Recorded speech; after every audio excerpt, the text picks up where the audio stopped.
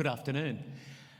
I'm covering ground that Philip's already gone over with what happened in Australia around about the time of the Port Arthur massacre, and I'm going to tell you a story about the role of advocacy over that period from my point of view. I mean, I was involved, and I can only tell you the way that I think things unfolded. There may be other points of view about the way that actually happened. Now, what do I press? Press the green button. The green button. But when you're red, green, colourblind, that's good, right. Okay. You see, the kind of the big picture story is from 1990 to now is that there was a period before 1996 when the gun lobby had a lot of control, could throw their weight around, and no one really did anything much about it. Governments were, to some extent, held for the agendas of the shooters' parties in the different states. But 1996 obviously created a complete breakthrough in gun control. It resulted in the National Firearms Agreement and the gun buyback.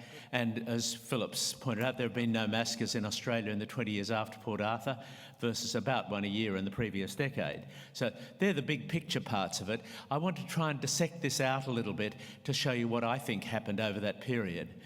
You see, in the period 1990-96, there was a rising interest. Public health people realised, first of all, during the 80s, that injury control was actually part of public health.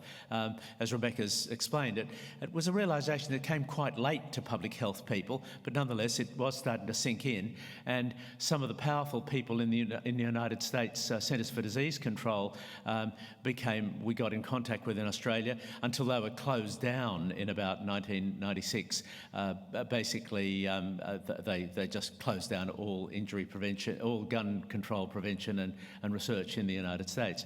But we had a group that was formed by Rebecca Peters, formerly a journalist, later after that a lawyer. She was a law student when she discovered the dreadful domestic violence I was going to say homicide rate, but that's really not quite the right word, but basically the killing of female partners by their male partners with guns, which is a huge issue. She was shocked to find this and then started researching gun laws in the various jurisdictions in Australia. And in fact, it was her review of this relevant legislation took her about 2 years to put together something which ended up on a large poster, and it basically summarised all of the existing legislation that was relevant in every aspect, whether it was cooling off period or storage of guns or whatever, and had a list of what would be needed in order to put things in order once again. But nothing happened over that period of time in the 3 years before Port Arthur. She recruited me as the chair of the Australian Coalition for Gun Control, and we had nice little meetings occasionally, and she tried to lobby politicians and so on. But basically, there was no political movement at that time at all. New South Wales and Queensland were particularly intransigent, with the shooters' parties seemingly in control of the government. But then, on a Sunday in 1996, I had a call from Rebecca asking me if I'd seen the news about Port Arthur, and she said, "This is the opportunity, we've got to go for it." And we did. And we did the standard sorts of advocacy things. We put out press releases, we hit the media. It was aided a lot by the fact that Rebecca had worked in the ABC. Actually, she was a producer for Denton. People outside of Australia won't know about Denton, but quite a notable media figure here. And she really knew how the media worked and had lots of contacts. And so we actually swamped radio and print media and had a lot of television coverage.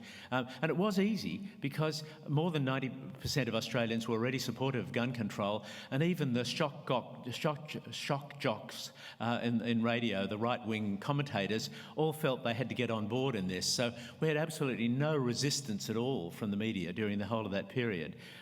There was a communications centre called The Bunker set up at the School of Public Health at the University of Sydney, and a lot of volunteers were recruited to handle phone calls and get pamphlets out and do the other background work that you have. And someone had the idea that we should plan to have a large public rally as soon as we could, which was basically just the Saturday after the Port Arthur massacre. That turned out to be a very useful strategy because we used it to basically do some political arm twisting, because what we realised was that if there was to be any national collection of or discussion of all of this, that Queensland and New South Wales were really completely in the hands of the shooters' parties. Carr had refused to do anything about it at that point, and he was seen as the main obstacle. So Rebecca had the idea of going to meet with the New South Wales opposition leader, Collins, and he was terrific. He said, "I'll sign anything. Like, if you've got a list of things you want, we'll sign, and the opposition's for all of this." And so we walked outside and someone said, "What are we going to do now?" And Rebecca said, "We're going to see the Premier." So we moved a little further down the street in Macquarie Street and got an appointment to see the Premier. And we told him about the rally, which we said will have thousands of people and we're going to bag you completely at it. And also the opposition's already given support and we're going to publicise that very widely. And he reluctantly agreed and said that he'd support the legislative reforms, which was huge because when Howard stepped into the picture after that time, all he had to do was knock over Queensland. So it made an enormous difference. Howard had only just been elected Prime Minister, and although very conservative, he was looking for early opportunities to demonstrate leadership, and he correctly perceived that this was a terrific one. And with only Queensland now really opposed, and with Rebecca Peters' complete plan for what to do, it was dead easy. He just took it to the Australian Police Ministers' Council, which was just 2 weeks after Port Arthur. And when Queensland threatened to break ranks, he warned that he would introduce national gun laws and remove state control. So Queensland gave in. And I mean, advocacy doesn't always work out like this, of course, you all know. But with advocacy, you've got to be patient and wait for the one opportunity which will come up and be ready to take advantage of that when it actually does come up. And this was the one which actually worked. And it was advocacy that really made the difference. And so what happened was the introduction of the National Firearms Agreement, which was all the things Philip's pretty much run through, the ban on semi-automatics, the buyback, new state and territory laws, and all the things, the genuine reason, criminal record check, all of that kind of stuff, safe storage requirements, were all introduced, not absolutely uniformly, but pretty much similarly in the various states and territories. Was interesting, the public response, which is relative to what you can do in advocacy terms, is that it really, and I think Philip made a point about this, they really turned on the gun lobby in a quite vicious kind of way. It became gun ownership became a real community problem for many people, so that there was a real determination to support any tightening of gun laws. At least 90% wanted tougher gun laws, and just recently, actually, a survey showed that 45% think the gun laws are very good at the moment, and 45% want much tougher gun laws, and so that's what put the National Firearms Agreement through. And as I said before, virtually every media commentator gave strong support just because they saw that if 90-95% of their listeners wanted to hear about tough gun control, that's what they'd better say because they're not interested in alienating too many people. Interestingly enough, the medical and public health bodies didn't do very much. The Coalition for Gun Control, which Rebecca had founded, and the Australian Medical Association came out and said something, but no single health department in Australia or any public health body made any public comment that we detected in any way at all over the time. And that's still so, you know, when I was talking before to Rebecca about why people don't get into intentional injury and gun control, whether you're in a university public health department or in a state department of public health, they all think it's a little bit sensitive and a little bit political, and maybe that's the kind of thing that you might skip past and go on to something else instead. And certainly that's been so. And in recent times, I have to say some of the organisations have made statements in favour of strong gun control, but at the time, the Coalition for Gun Control was in a pretty lonely position. I have to tell you, the Coalition for Gun Control was about 7 people. We were not talking about a large organisation. It was Rebecca recruited all of her friends whom she knew might be interested in the stuff that was there, and that was it. That was the team. But advocacy is like that. If you can have the right people who've established a consensus, know what they're doing, and who are well informed, you can still do stuff with very small numbers of people. However, despite the success of things that went on at the time of Port Arthur, things have gone rather badly since then. There's the shooters' parties in a number of the states and in the federal parliament. Leon Helm in the upper house in Canberra have forced gradual changes which have watered down the laws that are there. For example, hunting with guns in national parks allowed in New South Wales, and this ridiculous thing that registered shooters can give a reason that they have to buy a gun is to say that they joined a gun club, and then they use the same reason for the second gun and the third. And one guy in Sydney has 325 guns registered. He's not a collector, but he just keeps buying them. In some states, the 28-day waiting period is under threat. So it hasn't been a good last 10 years in terms of gun control in Australia. We're seeing things slide.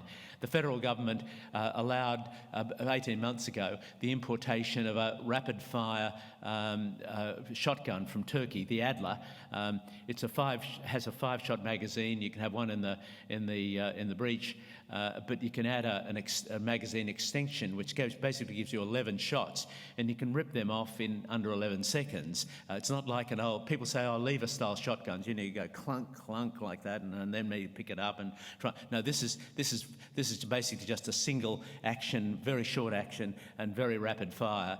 And the federal government let that in because a pro-gun person in the upper house, Leon Helm, they needed his vote on a migrant issue, and they basically bought it. He said he wanted the Adler approved to come in, and they did. There's been a lot of argument over the 7-shot Adler since then, but in my view, the horse has bolted. They've already got something like 3,000 of the Adler 5 sold, and we've kind of lost that particular debate in many ways. You might ask, why did things go bad in Australia? There's been a lack of community awareness and a complacency. Everyone thought that things had been solved, and we had the National Firearms Agreement, and really there was nothing more to say about it. And the gun lobby has done extremely well. They've got good parliamentary representation. They hold the balance of power in the upper houses in some of those jurisdictions, and it's a sad result of the National Firearms Agreement was that the easiest reason for having to buy a gun is that you join a gun club and have some initial teaching as to how you use a gun and how to use it safely, and then you go along and you get the license. And so by joining the gun club, they pay their subscriptions, and so the gun clubs are massively cashed up, and the shooters' parties really are in control of many of the gun clubs now, and they funnel the money directly into their political ambitions. So that it was just one of those unfortunate side effects. Hard to work out exactly how that could be better done in the future, but nonetheless the cash went straight into the shooters' parties. There's also been support from the United States, from the National Riflemen's Association. I don't know how much, but it's pretty substantial. A lot of it's gone to the federal upper house member, Leon Helm. There's also been a general lack of interest by government and politicians in this issue. They see it as a kind of a prickly issue because the shooters make their presence felt, and they don't want to irritate them too much. And there have been deals done with shooters and fishers parties in the various states. So I did press the wrong button, didn't I? You'd think you could learn.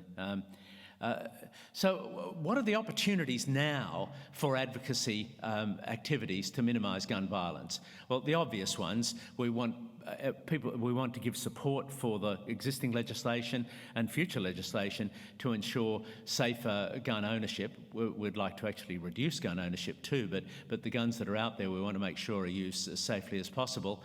And public and professional education, and there should have been a carriage return there saying suicide prevention programs, and action on domestic violence, which is such a big issue where female partners are killed by their male partners in about 100 a year, actually. I mean, people worry about terrorists killing people in Australia, and we might have 1 or 2 every couple of years, but nearly 100 women are shot by terrorising husbands or male partners every year, years in and out, and not a lot that happens to that. The bottom bit is something perhaps that might you find a bit surprising, and that is that as well as dealing with guns themselves, and both Philip and Rebecca mentioned this issue, you've got to deal with propensity to violence. And violent behaviour, the likelihood of violent behaviour starts in the first probably 1 to 3 years of life. There are actually gene expression shifts that occur under some circumstances. Massive stress during that time can have a powerful effect on that. And so programs that enhance early attachment between mothers and babies actually reduce violence in the communities that are there. And the thing that really surprises people is that if you're minimising lead exposure in children leads 25 years later to a reduction in violence. And the reduction in inter-city violence in the United States in the 90s was claimed by the police to be due to zero tolerance and programs like that. This woman, Ray's, in a wonderful paper in 2007, she's an economist, and she did a very careful analysis of when the lead levels actually fell in each of the separate states in the United States. And once you got that falling point and went 25 years on, that's when the violence fell by 40%. So she believes that 40% of the reduction in violence, inner city violence in the United States, is actually due to the Clean Air Act of 1971, which is a bit of a shock. And similarly, the only other policy for which there is evidence is that abortion law reform, following the Roe versus Wade decision in the early 70s, I think it was 72, probably also contributed 15 or 20% to violence reduction. So that it's just a bit of a surprise that, I think this always has to be taken into account when analysing any gun violence statistics in different countries all around the world, that you've got to look at what is the underlying propensity for violence in those individual societies over that period of time.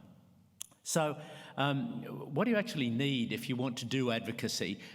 This is what I've learned from the time that I've spent in this, and I learned quite a bit from Mike Daub's talk this afternoon too, and also from Bronwyn King's wonderful talk this morning about advocacy in the area of tobacco. And the first thing is that you've got to form an organisation, bring people together with a clear strategy, not just a protest body. One of the problems that Pauline Hanson has in Australia is that basically she announces that she's against something or other and something or other, but there's never any follow through. There's no substance, and so she basically is just a protest organisation. Is currently suffering from that to quite a good degree. To be in the advocacy issue, you've got to master the subject matter. You've got to really know what you're talking about. You collect the research, and you've got to develop a consensus so that you've all got to decide what the big messages will be, so that people don't run off doing different things, like Mike Daub described today about having some people trying to influence a federal minister and all giving different messages which conflicted one with another. You've got to have consensus, and the messages have got to be clear. You want to have basically about 6 statements which people repeat all the time. Don't use different statistics, say, oh, in Sweden they have this and this. No, just get one set of facts and always use the same ones. You also need to understand government political processes. It's got to be non-partisan. You've got to also understand the media and how it works. That's why having someone like Rebecca Peters was so important, of someone who actually knew how to manage the levers and wheels within the media in Australia. And it's good to identify supporting organisations. If you can get the AMA or the College of Physicians or the Australian Public Health Association in order to support you, it's a good thing. You've also got to know the opposition. You've got to, and when you find out how they work, expose the strategies, expose the ways that they're trying to undermine things. But what really Port Arthur showed is that you've got to move fast when an opportunity arises, and be innovative in any possible way that you can, because the whole thing about Port Arthur was that the advocacy implementation started on Monday morning. In fact, it probably started on Sunday night with Rebecca calling the news organisations in order to get it set up. So, what can you do? Be well informed. I put read The Guardian because The Guardian has a journalist in Australia, Farrell, who actually follows gun issues very well, and they regularly have important background stories on the issues. Talk to your colleagues, health professional colleagues, and raise the issue with your professional association. And if you really want to do it, support gun control advocacy groups like Gun Control Australia. We're just revamping our website at the moment, so if you go into Gun Control Australia, you're probably today going to get diverted to the new website, which gives you much more background information and gives you ways in which you can provide support from an individual basis. Thanks for listening.